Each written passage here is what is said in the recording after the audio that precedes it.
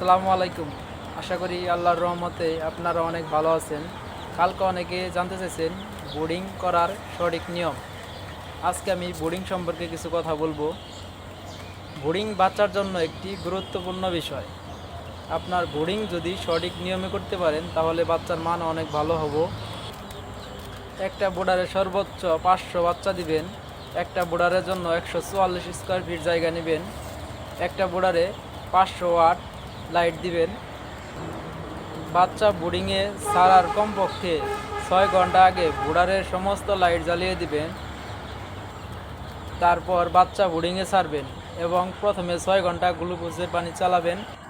তারপরে 1 ঘন্টা পরে আপনি মুরগিকে খাবার দিবেন। তারপরে 6 ঘন্টা গ্লুকোজের পানি শেষ হলে অ্যান্টিবায়োটিক চালাবেন। আশা করি আল্লাহর রহমতে এভাবে আপনার বোর্ডিং করলে অনেক ভালো ফলাফল পাবেন। আসসালামু আলাইকুম।